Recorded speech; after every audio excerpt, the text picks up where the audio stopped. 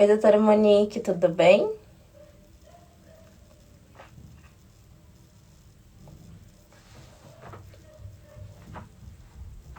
Eu tô aqui me culpando porque hoje eu não coloquei o stories com a contagem regressiva. Meu dia foi tão corrido que eu acabei não fazendo, é, fazendo a chamada no stories. Eu tenho que aprender a me policiar para poder fazer esses stories com mais frequência.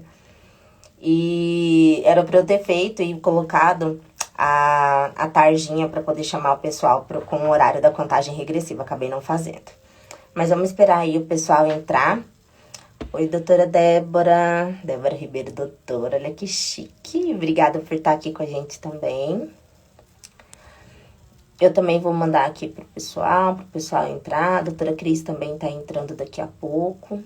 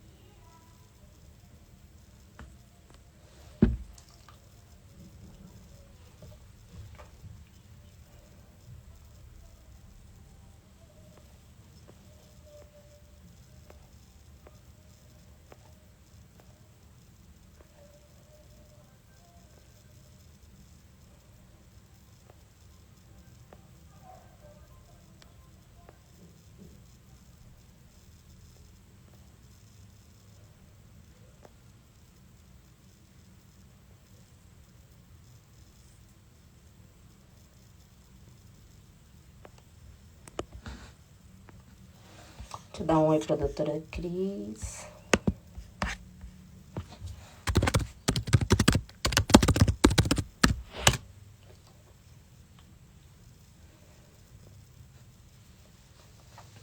Boa tarde, Érica.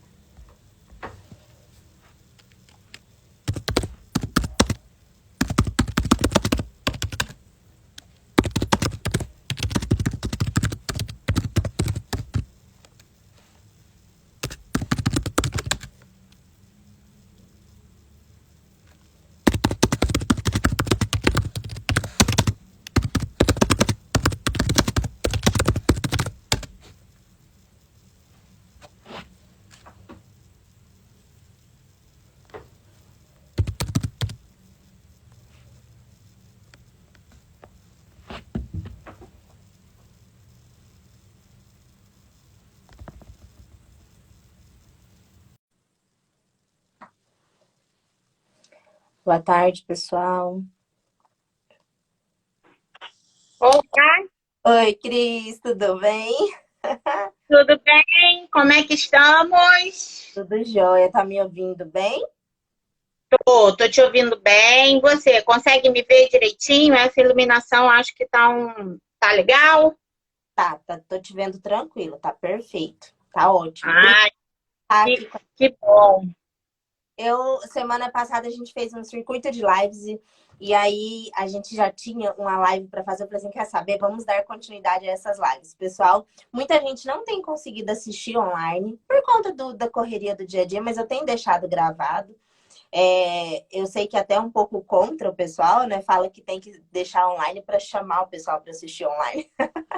Mas Não, não. Ana, que tem que ficar disponível para as pessoas depois. Porque tem muita gente que não consegue assistir na hora e com certeza depois vai conseguir assistir e vai somar de alguma forma a advocacia deles, ao dia a dia deles. Então, Com doutor, certeza. presente aqui pra gente. Eu já coloquei uma apresentação sua no banner da live, mas se apresente aqui pra gente, conta sobre a tua área de atuação, sobre o teu trabalho aí, fica à vontade. Ei, Carlinha, então vamos lá, né? A área de atuação é uma coisa assim astronômica, mas primeiro o nome Cristiane Torres, né? Profissional aí do direito. Eu digo que eu sou uma profissional do direito porque a gente se habilita em todas as áreas, né? A habilidade é uma coisa que nasce com o ser humano, mas ela é desenvolvida mediante as necessidades da sociedade. E vem me trazer algumas demandas, a sociedade, essa sociedade louca que a gente vive, me traz algumas demandas, assim, eu falo, gente, aí agora vai a Cristiane fazer. Aí vai a Cristiane fazer, enfim. Né, Cristiane Torres, hoje eu estou aqui em Cuiabá, no Mato Grosso, né, por transferência, mas sou natural do Rio de Janeiro, formada em administração, o sotaque. Formada em administração, recursos humanos, né? Mestrado aí em controladoria financeira em Berlim e também aí no âmbito do direito, né? Professora jurídica, professora da área de constitucional, da área de empresarial. A gente tem uma legião aí de alunos que seguem e tal, mas amo penal, adoro um criminal também. Então é o que eu te digo, né? A gente vai agregando conhecimento e agregando coisas que a faculdade te deixa assim um pouco, vai que você vai dar certo em alguma coisa, né? Só que você tem que ter linhas de raciocínio, você tem que ter visões, e isso a faculdade é muito matriz, MEC, curricular, aquela coisa toda, e não vai para o teu lado pessoal, não te entende, não sabe da necessidade, da inserção daquele aluno dentro de uma faculdade, né? Mediante isso também, a gente aqui tem um programa chamado Blitz da Tia Cris, onde a gente vai fazendo blitz nas ruas, né? Vendo tudo que tem errado, vendo que as políticas públicas erradas, né? A aplicabilidade, vendo também o Código de Defesa do Consumidor. Então, assim, a gente vai lá atrás mesmo do erro e tá dando super certo, né? Já me chamaram de barraqueira, treteira, enfim, né? Aquela coisa toda. E eu amo essas coisas, eu adoro, né? É muito legal. É um resumo de Cristiane. E é legal também porque entra um pouco na parte prática que a gente não tem na faculdade. Aqui nesse Instagram, e na minha área de atuação enquanto consultora jurídica, da parte de gestão, eu falo muito da parte da gestão jurídica. Mas quando a gente entra ali, até na própria prática da advocacia, do direito propriamente dito, muitos alunos saem da faculdade sem ter uma noção prática. Porque o núcleo de prática da faculdade, ele geralmente já claro que tem exceções, mas geralmente já é uma coisa muito reduzida. A área de atuação do núcleo é muito reduzida e muitos estudantes, a gente não pode fechar o olho para isso, não tem condição de abandonar o seu trabalho para poder estagiar e se submeter a um salário, de um valor de estágio, alguma coisa assim. Então, aqueles que estagiam, e eu tiro por mim, graças a Deus eu tive... não foi bem um estágio, porque não foi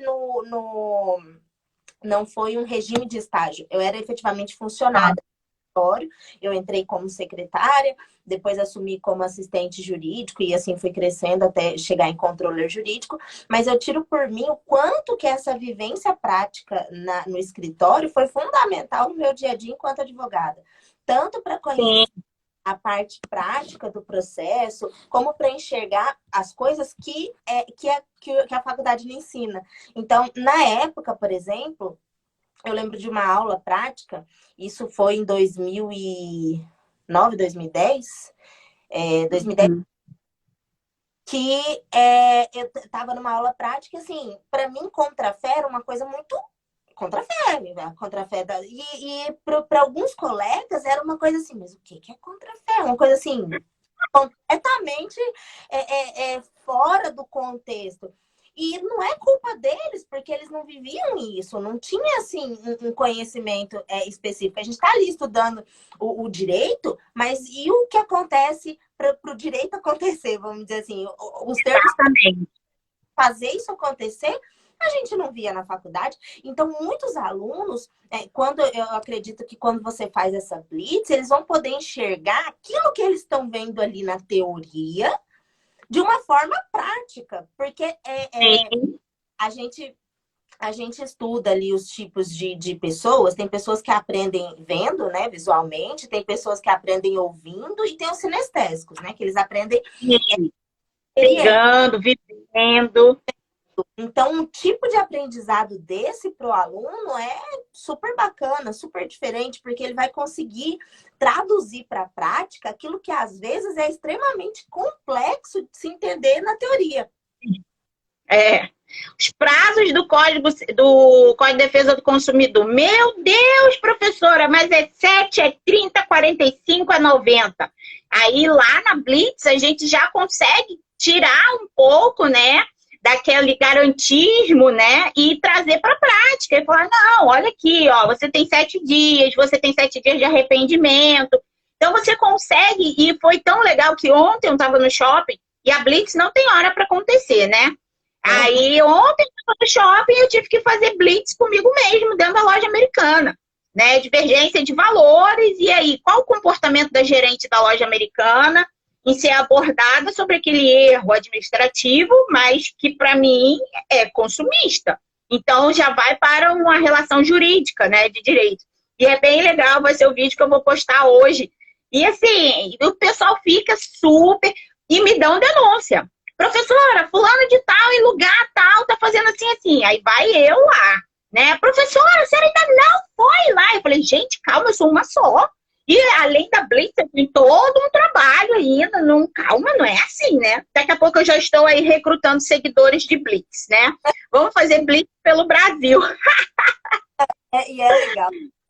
Esse brilho, essa vontade da gente ver as coisas acontecerem de forma correta, isso não pode se apagar. Porque o que a gente percebe? Quando a gente tá na faculdade, a gente está com sangue no olho, querendo processar todo mundo. Opa, apaguei a luz aqui.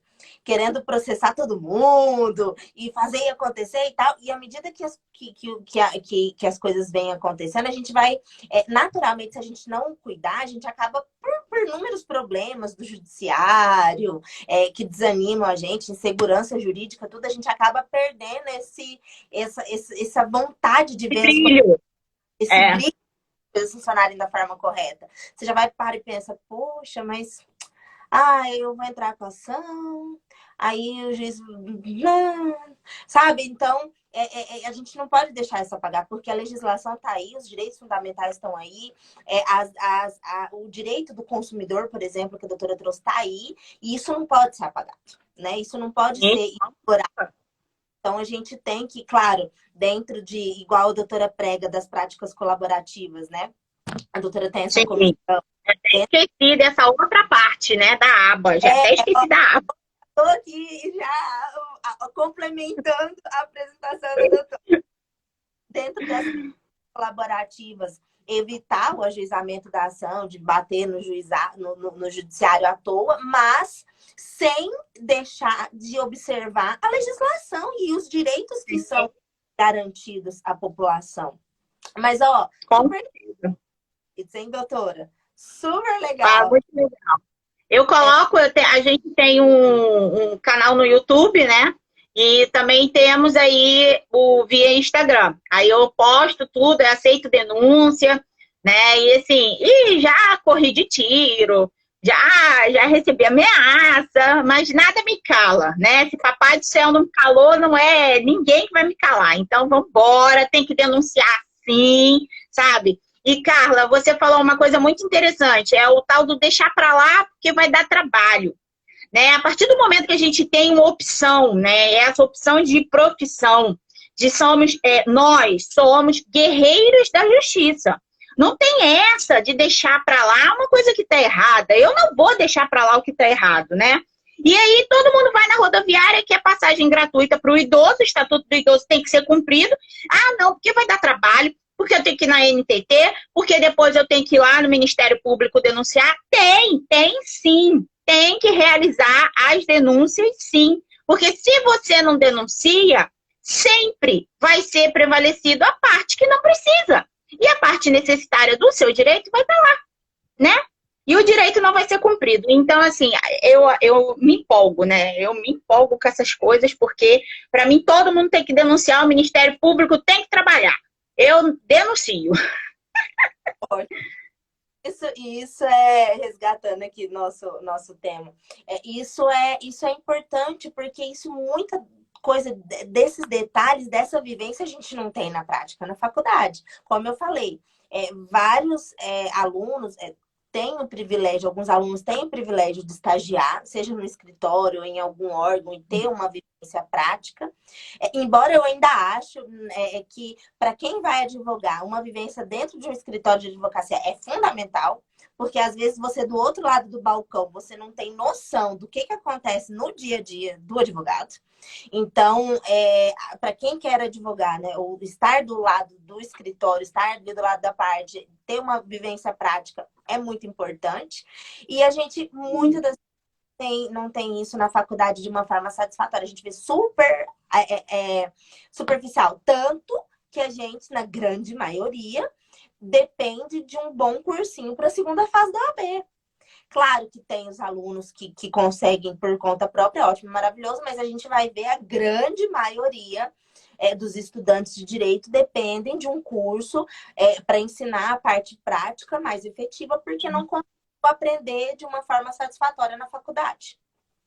Então, pegando o seu gancho, desculpa, Carlinha, pegando o seu gancho aí de prática, né? Eu visualizo aí os guerreiros da justiça, é quase a Liga da Justiça, né? Mas os guerreiros da justiça, eles vão, assim, são duas temáticas de práticas, né?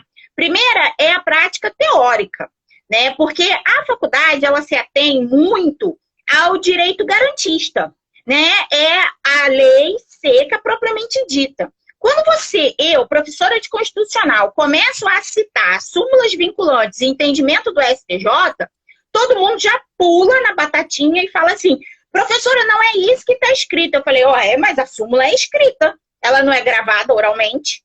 Ela está escrita. Agora, você, aluno, você tem que começar a acostumar a fazer uma pesquisa. Pesquisa de campo não é vade-mecum.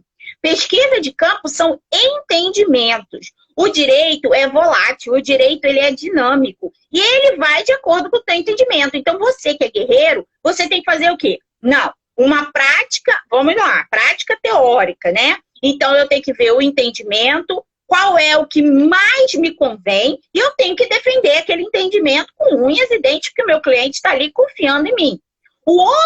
A outra prática, que é a prática oratória. A oratória comportamental, a faculdade nem cita. Porque eu só sei que eu só posso entrar no fórum engravatado.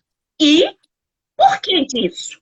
Porque tem todo um ritual para você ser um advogado, para você conviver nas áreas jurídicas. Por que tem todo um ritual dentro de um escritório de advocacia? E isso ninguém explica, né? Então, eu acho que são duas formas aí que tem uma lacuna enorme que a faculdade deixa.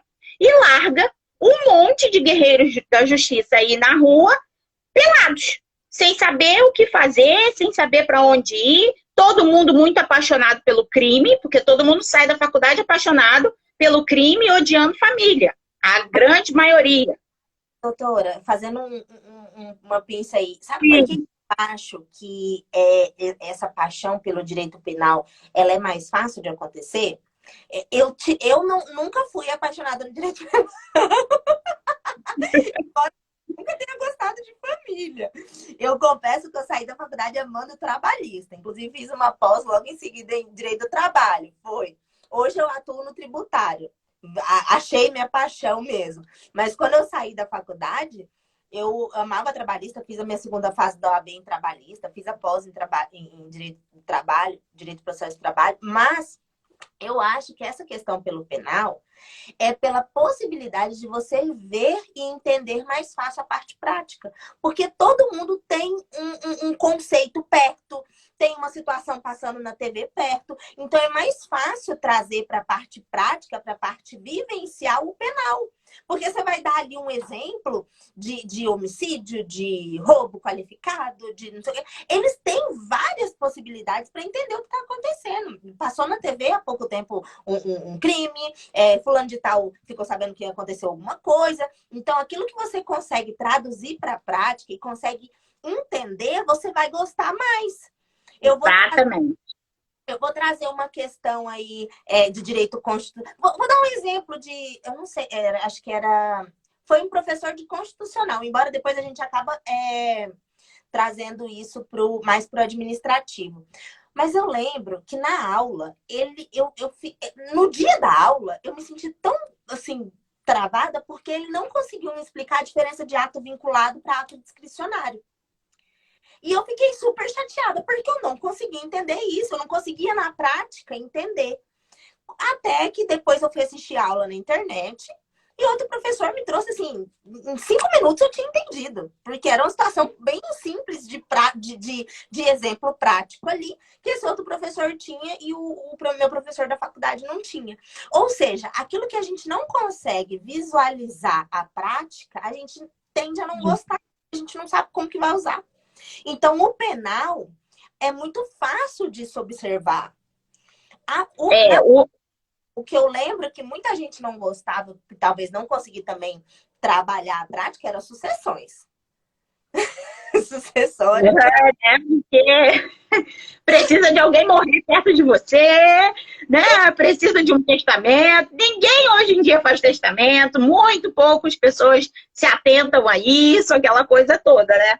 Mas isso é tão verdade, Carla, que assim, você, quando fez faculdade, você aprendeu remédios constitucionais? Por cima, por cima. Remédios constitucionais eu aplico aos meus alunos de segundo semestre, Constitucional 2. E eles ficam desesperados. E aí, quando a gente começa a falar do que é o Constitucional 2, do que é uma HC, que aí eu vou passear lá no direito penal, o que é uma ação civil pública, o que é o mandado de segurança, a gente vai passeando em todos os direitos, porque o Constitucional é isso, né? E essa fome da prática com a teoria, o Constitucional eu consegui encaixar. Por quê? Porque eu tenho toda uma Constituição garantista, né? Toda uma Constituição material. No entanto, parte da Constituição, ela é formal. Como que é a segurança jurídica de colocar em prática aquela garantia que a Constituição me dá? Então, eu utilizo muito isso, essa questão, garantia e segurança. Ela me garante, legal. Ela fala que me ama, beleza. Ela fala que eu tenho direito à saúde, ok. Mas como que eu aplico se essa garantia falhar? É a segurança que o cidadão tem. São os remédios constitucionais. E aí fica muito evidente quando a gente começa a colocar na prática, como que eu vou fazer um mandado de segurança? Como que eu vou fazer uma ação civil pública? Como que eu vou fazer uma denúncia? E todo mundo agora é uma máquina de denúncia, né? Mediante esse sucesso aqui em Cuiabá, a gente está lançando aqui, eu fui até convidada semana passada, para montar uma pós-graduação em Direito e Processo Constitucional. Ela é inédita no Brasil e a gente já mandou até o requerimento para o MEC, né, para fazer toda a aprovação da grade. E assim, eu estou super feliz, porque a gente está unindo o quê? A garantia, né, com a segurança constitucional. Ou seja, a matéria em si, a lei em si, a lei seca, né, como todo mundo fala, com a forma de aplicabilidade dessa lei, né? Então, falta muito isso na faculdade. De antemão, também falta o quê? Quando a gente entra lá no escritório, eu sento na minha cadeirinha e faço o quê? Aí agora a gente entra, a gente abre, escancara as portas da gestão jurídica. Porque aí entra num outro lado, porque até agora, o que a gente falou até agora, da prática de tudo, os advogados que se formam, os bacharéis, pegam a sua OAB, eles podem não saber, mas eles sabem que eles precisam disso para estudar. Porque eles sabem a necessidade.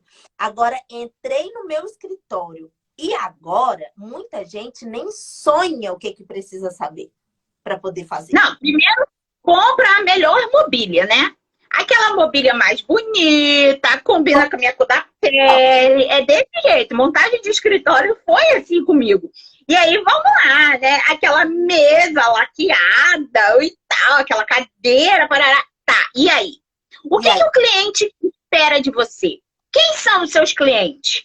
Em quem você vai focar? Você tem que ter uma gestão, um gerenciamento disso tudo. Porque abrir o escritório não é abrir uma porta e falar assim, sou ADV, pode vir que eu tô aqui, vou te ajudar com um sorriso no rosto. Mas e aí? E depois disso? Porque o cliente, ele chega ali, ele quer o seu sorriso, a sua atenção, a sua psicologia, mas ele quer o resultado. Ele está ali para o resultado de um conflito. E aquele conflito, ele vem carregado, uma mala enorme de emoções. E o ADV que está ali recém-formado, será que ele tem preparo? E será que ele tem carrinho para carregar essa mala de emoções do cliente? E aí tem advogado, pelo menos aqui em Cuiabá, né, que ele abre a portinha e fala assim, sou generalista. Eu falei, gente, esse cara já nasceu morto, porque ele é geriatra. Porque, para mim, você tem que ser bom em alguma coisa. Agora, ser bom em tudo, não, eu não acredito nisso, né? A gente tem aí, inclusive, eu lembro que eu fui dar uma palestra no interior e eu fui até um pouco, não foi bem criticada, mas eu lembro que algumas pessoas meio que ficaram um pouco assim, que esse negócio de escolher nicho de atuação não é para qualquer pessoa, porque quando você começa você tem que pegar o que vier, porque senão você não dá conta, e eu tenho uma visão um pouco diferente disso, porque é o seguinte, o direito ele é extremamente amplo, ele é muito amplo. Então, é muito difícil você conhecer as particularidades de cada área. Você pode até querer ser generalista, mas uma. Você vai fazer um processo por semana e olhe lá, porque o tempo que você vai gastar estudando aqueles detalhes e ainda corre o risco de você não conseguir chegar lá. Corre o risco de... E embora pareça um pouco simples, a gente poderia aprender com os médicos. A gente poderia aprender com os médicos que já tem isso mais consolidado. Se você tá com um problema no coração, você não vai. Você vai no cardiologista. Se você tá com um problema no estômago, você vai no gastro. Então, embora isso já esteja muito consolidado para os médicos, os advogados ainda não caíram a ficha para esse detalhe. E isso vai estar ligado no sucesso profissional, sim, porque igual a doutora está falando, o cliente de hoje, ele está muito mais exigente, porque o cliente de hoje, ele quer ser bem atendido, com um sorriso no rosto, ter resultado, mas além disso, tá muito na moda a experiência. Ele quer ter uma experiência. Entendeu? Então, como que o teu escritório entrega essa experiência para o cliente? Você consegue dar feedback para ele? Você manda algum relatório para ele? Como que é o teu controle de agenda, prazos, movimentações processuais, intimações processuais, é adequado, não é? Corre o risco de você perder um prazo? Não corre. Então, tudo isso está ligado à experiência que o cliente quer ter com o escritório. E é igual a Ludmila. Ludmila acabou de colocar. Ludmila Guimarães aqui, ó.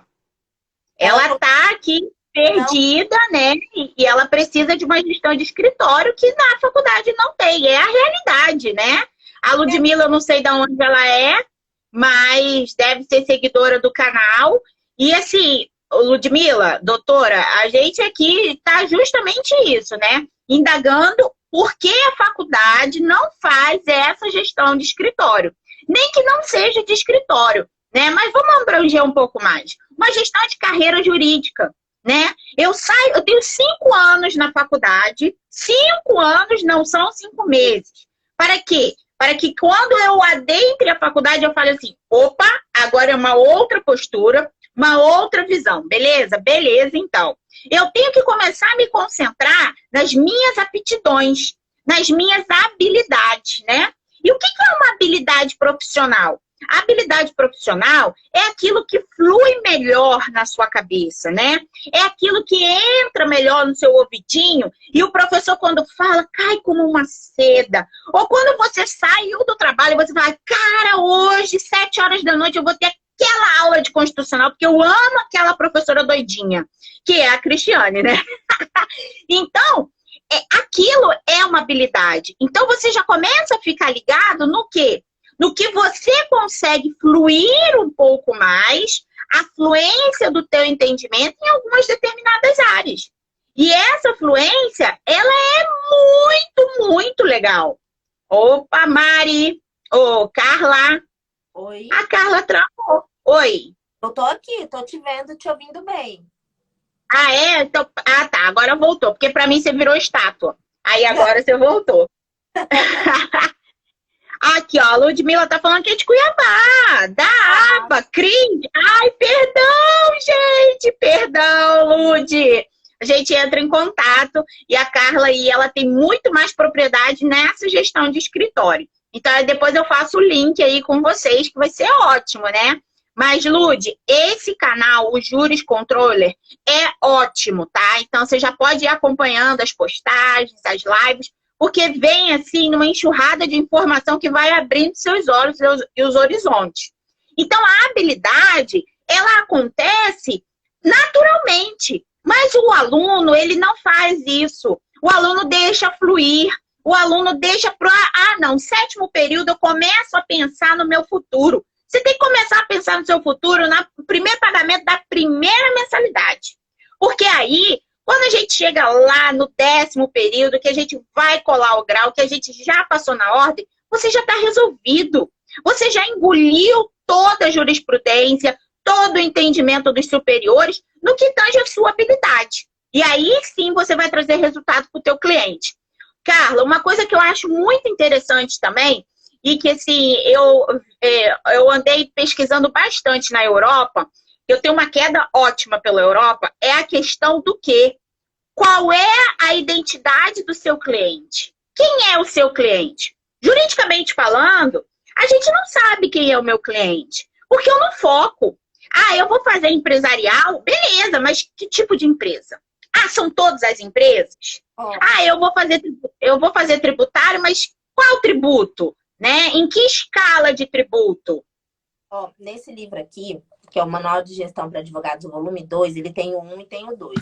Eu escrevi um capítulo falando justamente sobre isso, que é uma coisa que a gente não aprende no escritório. O plano de negócios para advocacia, onde a gente vai aprender a identificar o nosso cliente e focar a nossa atuação com base, inclusive o marketing, porque o pessoal fala, como é que eu vou captar cliente? É uma dor terrível de todo mundo que está iniciando. Como é que eu vou captar cliente? Mas peraí, você quer captar? Quem que é o seu cliente? Onde que o seu cliente está? Qual que é a linguagem do seu cliente? O que ele gosta de ler? O que ele gosta de ouvir? Quais são as notícias que ele escuta? Quem que ele escuta? Quais são as dores do seu cliente? Então, isso que você falou é extremamente importante, porque se você faz um plano de negócio e foca no teu cliente, a possibilidade de você chegar até ele é muito maior. Vou dar o exemplo de redes sociais. Redes sociais é importante. Hoje, não adianta você não ter uma rede social, porque a presença digital ela tem que ser forte, realmente, isso é fato. Mas... vou dar um exemplo. Um escritório que atua com direito de família e faz uma postagem um pouco mais direcionada para mulheres.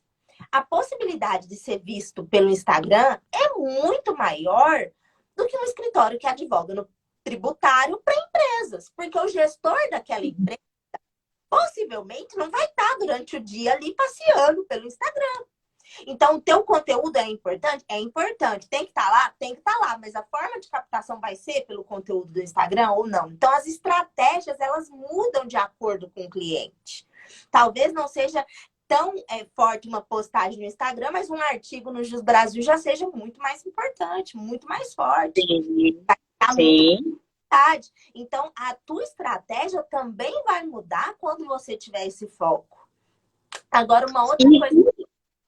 E tudo isso muito pautado nas delimitações da ordem, né?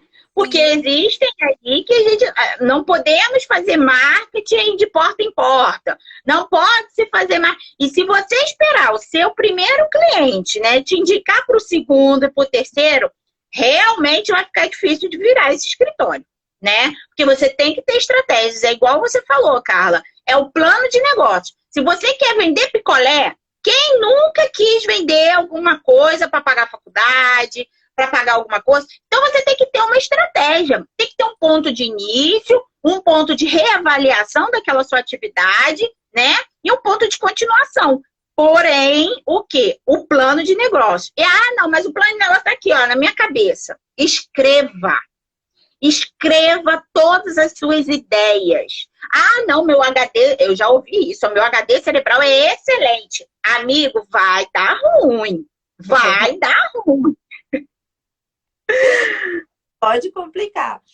Olha só, pegando uma coisa que a doutora falou também, da questão do perfil do profissional e tudo, se a gente parar para ver, o que acontece muito?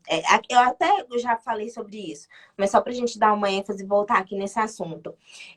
O estudante, ele sai da faculdade e por mais que ele não tenha tido uma boa prática, você falou, ele já vai pensando ali na jurisprudência, nos assuntos do tribunal e tal.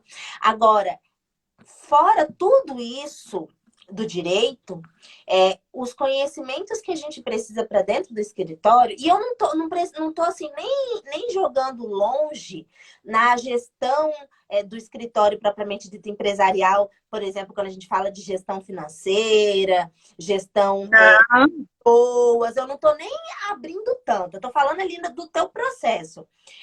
Tem muitos estudantes, muitos advogados que iniciam, que eles não sabem como emitir uma guia de custas, que eles não sabem como lidar com o próprio processo jurídico eletrônico. A gente estava falando em algumas lives anteriores, acho que foi com a Amanda, com a doutora Amanda Andrade, do Nelson Williams, sobre a quantidade de sistemas eletrônicos que a gente tem no judiciário. Eu trouxe o exemplo da Bahia. Só na Bahia, que é um estado que eu advogo, a gente tem o SAIPRO, o ESAGE, o PROJUDE, o PJE, SAIPRO, ESAGE, PROJUDE e PJE, em um estado só. Em um estado só. Imagina em vários estados. Então, a gente tem TEMES, a gente tem PROJU, e a gente tem um monte de sistemas que a gente tem que saber lidar. E isso você não sonha que existe na faculdade. Entendeu? Sim, porque ninguém fala. Ninguém fala. E isso, mal ou bem, está diretamente ligado à prática, porque se você não souber gerir gerir o teu tempo, gerir os teus prazos, você vai colapsar. Porque é muito natural, principalmente quando você vai empreender e abre o escritório. O natural é você ir atrás de novos clientes, lidar com esses processos e ir dando movimentação no processo à medida que você é intimado. Então, imagino que você não profissionaliza internamente. Aqui eu falo muito sobre a profissionalização. Inclusive, a controladoria, ela é um setor dentro do escritório. Você é mestre em controladoria, então você vai entender. A gente traz essa noção externa empresarial e a gente volta para dentro do serviço jurídico, implementando a controladoria jurídica, que assume as funções que a gente precisa para manter a marcha interna do escritório funcionando bem, sem furo. Só que aí que tá, doutora, eu ainda quero trazer um detalhe para a doutora que é muito importante a doutora comentar aqui. Com a tua visão de conhecendo os teus alunos. Doutora, quantos alunos já falaram para a doutora que não quer advogar? 90%. 90%. Não quer advogar. Não quer advogar. Conhecem a profissão do advogado controller? Nenhum, 0%. 0%. Porque eu trouxe na divulgação do post, né, e no convite, eu trouxe isso e assim, na semana passada, que foi uma semana de aula, todos falando, Professora, o que que é isso? Já está inventando, professora. A senhora já está inventando. Eu falei, gente, eu não invento nada. Eu trago novidades. Alguém já fez. Né? Então, assim, ficou todo mundo muito... E todo mundo me perguntou também se ia gravar. Porque estão trabalhando, estão fazendo suas tarefas, né? Eu falei, não, vai gravar sim, né? E depois a doutora Carla disponibiliza. Eu vou fazer uma aula, doutora, que vai ser totalmente gratuita. Depois eu até passo para a doutora passar para os alunos, onde eu vou trazer o que é, com detalhes, a controladoria, o que o advogado controller faz, como que é esse nicho, essa área de atuação, as funções da controladoria. Vai ser uma aula online, gratuita, para todo mundo aí conhecer, porque muitos não têm noção disso, e do tanto que isso é importante, doutora. A doutora conhece aí da parte do dia a dia da advocacia, vê a relação com os alunos, e eu percebo que talvez a doutora até me diga a tua opinião a respeito disso. Foi o que eu falei em uma das lives na semana passada. Eu percebo que a falta, muitas vezes, de interesse dos advogados em ouvir sobre gestão jurídica ou dar um pouquinho de importância nisso, é porque não viu na faculdade. E aí, naturalmente, a impressão de que se eu não vi na faculdade, não é importante. Se fosse importante, eu tinha aprendido na faculdade. Exatamente. Não é grade do MEC, então não importa, né? Não é por aí, sabe? Eu acho que, assim, a gente tem que levantar uma bandeira de uma lei complementar, sabe? Que realmente inclua isso na prática. Mas na prática jurídica, lá no 7º período, quando vai lá, né, para o centro de petições. Por quê? Porque quando eu chego lá no centro de petições, que a gente chama de centro de petições, a gente vai aprender a fazer o quê? Petição, peça. Só que aqui a gente já faz isso. Os meus alunos já fazem isso desde o 2º semestre. Então, assim, poderia ser introduzido o controller dentro dessa prática, desse momento de prática jurídica, né? A vivência do que é. E, Carla, eu vou te jogar uma pedra que eu já venho jogando, e eu tive até um contato com o magistrado semana passada. Ele falou, Cris, a máquina pública está encharcada. A reforma administrativa, ela está chegando. Né? Aprova, não aprova, aquela coisa toda, ela está chegando. E o que acontece? Se os seus alunos, quando saem da faculdade, eles não querem visualizar, eles não querem se profissionalizar na advocacia, ela vai mitigar. Ela vai acabar ficando na mão de poucos. E eu acredito que, assim, que um produto, um serviço que fique na mão de poucos é injusto. E batalhamos por justiça. Porque se eu sou tão boa, né, em direito constitucional, eu vou começar a elevar o meu valor porque eu sou muito boa. E quem é que vai competir comigo? E quem precisar de constitucional vai na referência de Cristiane. E não é para ser assim a justiça. A justiça é clara e para todos, não para poucos. A gente já vê isso, né, no direito criminal, aquela coisa toda, né? Mas a mitigância da advocacia, ela está vindo. Aos pouquinhos ela está vindo, porque 90% dos meus alunos, eu dou aula para 560 alunos, 90% deles falam assim, não quero advogar, eu quero concurso. E aí, desses que querem concurso, 100%. Magistratura, delegado e polícia civil. E aí? Aí eu encharco de um lado, vira um monte de bacharel por aí, porque não vai correr atrás de ordem por enquanto, ou a magistratura até eu tenho que ter a prática jurídica, eu tenho que ter aquela prática da lei complementar. Beleza, mas e aí? E o exercício da advocacia? O objetivo. E eu ainda dou uma pincelada aqui.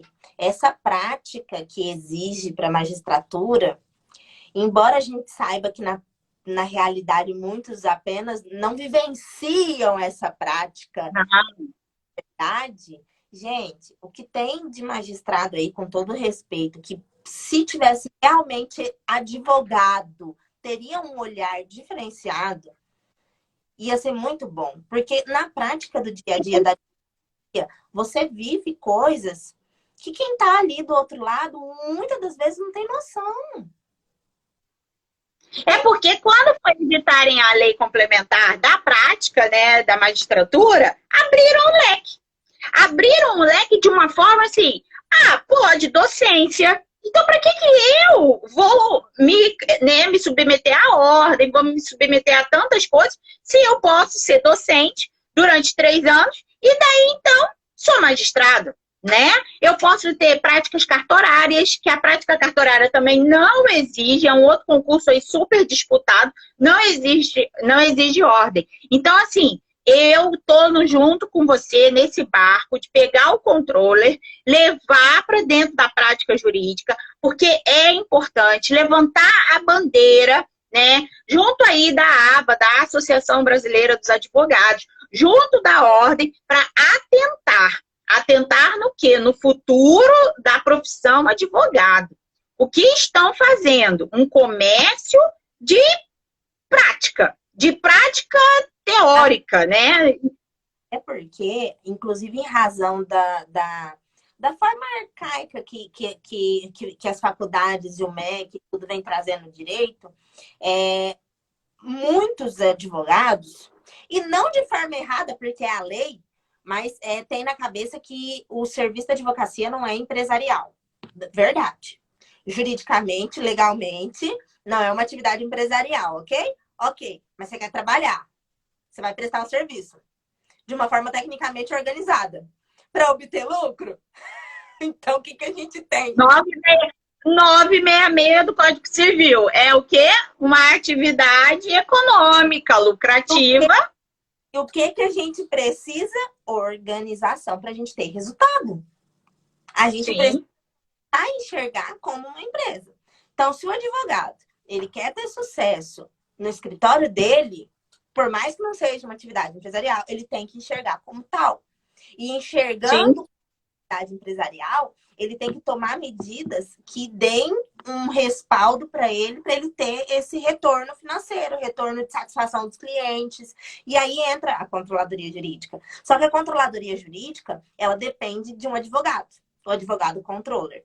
Então, a gente precisa realmente, Cris, levar essas bandeiras para dentro da faculdade.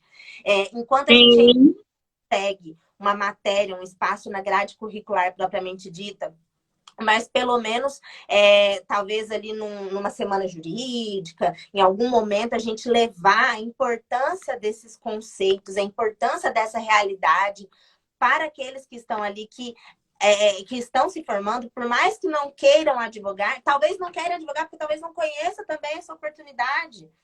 Porque os advogados, e eu conheço muitos advogados que são super felizes hoje na advocacia, mas que tinham na cabeça que não iam advogar.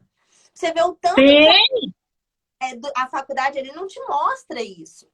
Então, trazer para dentro da grade a importância desse setor, a importância da organização, da gestão jurídica como tal, porque eu bato muito na tecla, eu falo muito sobre planejamento estratégico e gestão de serviços, porque é a minha área de atuação mais específica dentro da gestão jurídica. Mas a gestão jurídica, ela tem vários pilares. A gente tem gestão de pessoas, plano de cargos e salários dentro dos escritórios de advocacia, gestão por competências, mas como é que você vai manter isso direitinho organizado, ter uma divisão beleza de funções, com um plano de carreira adequado, se você não tem uma divisão, por exemplo, de processos por advogados, se você não tem uma organização... Pois é, um organograma. Como que eu vou montar um organograma empresarial advocatício jurídico? E aí? Não, somos todos iguais aqui. Tá? Só somos divididos por áreas, porque geralmente é assim, 3 amigas, 3 amigos, tá, nos formamos, vamos pegar a ordem, então tá bom, compramos as mesas, lindas e maravilhosas, de acordo com a cor da pele, né, e cada um pega uma área, beleza? E aqui o cliente entra e a gente, abocanha ele é nosso, porque entrou já era, desse jeito que alguns falam pra mim, né, e daqui em diante cada um pega uma parte, e aí então são todos presidentes empresariais? E como é que... Calma aí. escritório, quem que é responsável pelo quê e as responsabilidades. Aí acontece muito o seguinte, omissão, retrabalho, porque aí eu acho que Ciclano ia fazer isso, mas Ciclano também achou que era eu que ia fazer, ninguém faz. Ou então eu ligo para o cliente para perguntar um negócio, o fulano achou que eu não tinha ligado, vai lá e liga de novo, faz a mesma pergunta, o cliente daqui a pouco tá assim, nossa, que escritório desorganizado, duas pessoas Desorganizado. para a mesma coisa, e isso não é difícil acontecer. Não é difícil acontecer. Então, Não, acontece direto.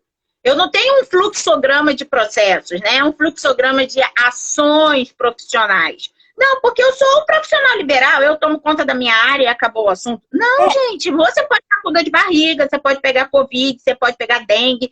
E aí, seu colega tem que saber das coisas, porque tem que ter um planilhamento, eu tenho que ter um controle do processo como um todo, né? informações, né? Que aí entra também o gerenciamento de informações. Então, saber o que aconteceu, com quem que foi conversado, com quem que falou, qual que foi a última movimentação, a informação que o cliente passou, se o cliente entregou algum documento, entregou para quem, como que foi. Então, ter essa organização dentro do escritório. E assim, Mari, eu chamo você de Mariana porque você é a cara de uma amiga minha aqui, que é Mariana, doutora Mariana. Ô, Carla, e uma coisa que é muito séria, né? E assim, é muito séria a ponto de ser até um ato, né, criminoso. É a questão do recebimento, né, da ação, recebimento lá do alvará. Ninguém sabe de onde que caiu aquele dinheiro na conta do escritório, né? E não ser repassado para o cliente. E o cliente, ele fica sabendo porque foi no tribunal, viu que foi pago, aí liga para a secretária. Olha que coisa esquisita. Se eu tivesse um gerenciamento, se eu tivesse uma controladoria, que tivesse ali um fluxograma das minhas ações, eu seria a primeira a informar o cliente. O cliente poderia ir até comigo, né, sacar o dinheiro, ou na hora a gente estaria ali colocando na conta do cliente. Então, assim, existe a grande barreira, né? O fluxograma das ações do controller de dentro de um escritório jurídico e a litigância de má-fé. Até que ponto essas duas colocações, elas se misturam? Até que ponto eu posso estar inserindo um conceito no outro? Isso é muito complexo, sabe? E aqui eu sou chamada bastante para falar sobre isso. A questão também da falta de zelo, né, profissional, às vezes não é por maldade do advogado, mas eu falo bastante sobre isso, mas uma das grandes ainda causas de reclamação na OAB é por falta de retorno dos advogados. E às vezes o advogado não faz por mal, mas o cliente quer um retorno, ele quer saber o que aconteceu no processo dele, o que está acontecendo. Ainda que a culpa seja exclusiva da demora do judiciário, o cliente tem que saber que está parado, mas que você está acompanhando, que está cobrando, que o escritório está fazendo alguma coisa. Então, esse exemplo que a doutora trouxe, ele é um exemplo que o escritório ele pode ser extremamente prejudicado. Agora, ainda tem outro detalhe. Vamos pensar também quando o escritório ainda deixa de receber os seus honorários, porque o processo teve uma decisão favorável, ninguém se atentou que ali, durante aquela decisão, tinha uma previsão do contrato de honorários pelo êxito, e aquilo ali passa despercebido, arquiva o processo e tchau, obrigado. Acontece também. Acontece. Sim, também. Então, E aí você faz o quê? Você senta, chora. Primeiro, por não fazer a implementação do plano de negócios, você não ter controle das suas ações profissionais e por não ter recebido dinheiro. É o resultado mais trágico que pode ter na carreira. Doutora, para a gente então finalizar, que os nossos minutos já estão se encerrando, vamos então... Tá tão gostoso! A gente vai batendo, vai conversando, e isso é legal porque é difícil a gente ver conversa sobre isso, né? Talvez a gente tenha esse tipo de conversa dentro das comissões de gestão. A gente tem a comissão da aba, a gente tem a comissão da AB, mas no dia a dia da advocacia, no dia a dia do direito, a gente não conversa sobre isso. Então, é importante a gente, então, levar essa bandeira, para dentro das faculdades, para dentro da comunidade jurídica, tanto em relação à importância de enxergar o escritório de uma forma organizada, a importância de se conhecer a prática, a gestão jurídica, o advogado controller conhecer o que é o advogado, conhecer o que é ser um advogado controller, o que ele precisa aprender de controladoria para isso acontecer, porque eu bato na tecla também de que controladoria não é paralegal, então para você implementar e ter um retorno bacana, não é simplesmente ter um setor de paralegal no escritório. Não vai dar o retorno que uma controladoria dá. Então, o que você precisa aprender para ser um controller jurídico? O que a controladoria faz? O que a gestão jurídica num todo pode trazer para dentro do escritório? Seja através da gestão jurídica, da gestão de pessoas, da tecnologia da informação, marketing jurídico, gestão financeira. Todas essas benefícios que isso pode trazer para advogado, para advocacia, para expandir a ideia dos alunos, tanto para mostrar que existe ali uma coisa gostosa, empreendedora na advocacia, como eles que porventura dariam certo como controller jurídico, saber que isso existe. E que embora talvez você não seja, não tenha aptidão ou vontade, habilidade ou desejo de ser um advogado nas outras áreas, mas talvez você vai amar a controladoria jurídica e vai se dar super bem como... Então, vamos levantar essa bandeira. Eu pergunto. Depender desse centro-oeste aí pro lado do sudeste, do sul, eu tô junto, vamos lá. Eu até vou te chamar depois no privado, né, pra gente montar uma proposta para levar para a faculdade, realmente, né. Eu vi que eu tenho uma amiga escritora, né, então, assim, fico até lisonjeada com isso, acho ótimo, super chique, né, e pode ir subindo com os exemplares aqui para o Centro-Oeste. Esse livro é muito legal porque ele é um conjunto de pessoas assim incríveis, com assuntos incríveis, e é aquilo que a gente não aprende na faculdade, né? Ele tá aqui do meu lado. É o manual 1, volume 1 e volume 2. Então, aqui a gente tem assunto de todas essas áreas da gestão. Planejamento estratégico, gestão de marketing jurídico, gestão financeira, gestão de pessoas. E é um conhecimento muito rico mesmo. Falei sobre o plano de negócios. E realmente é uma coisa que a gente precisa ter, precisa aprender, e pode ser assim, eu creio que é com certeza um divisor de águas assim na vida do advogado, quando ele começa a profissionalizar a gestão do escritório. Com certeza. Doutora, muito obrigada por ter vindo aqui bater esse gostoso, essa conversa super legal. É muito bom a gente ter o olhar de uma professora, principalmente com a bagagem e experiência que a doutora tem, porque tá vendo ali o dia a dia dos alunos, tá vendo ali o que eles não estão vendo, as dificuldades que eles têm, o que eles não conhecem ainda. Então, esse contato, trazer essas informações pra gente, realmente é muito bom. Eu fiquei super feliz de conhecer um pouquinho mais sobre a Blitz da Cris. Continue com ela, vou ficar acompanhando mais de perto. Pra gente pode deixar. Aí de manter a chama da justiça acesa, né? Fazendo aquilo Não, com certeza. As coisas da forma como devem ser mesmo. Doutora, então, muito obrigada. Não desiste nunca. Não. Obrigada a você, Carla, pelo convite, tá? Muito obrigada aí pelos esclarecimentos também, né? O canal é super 10, eu amo o canal. Aluno não para de entrar, né? E agora entra atrasado ainda, entrando no horário de Cuiabá, né? Porque aqui agora é 17 horas. E eu falei, eu consegui avisar alguns, mas outros não. E depois que hoje de manhã, quando eu te mandei mensagem, que eu me atentei para isso.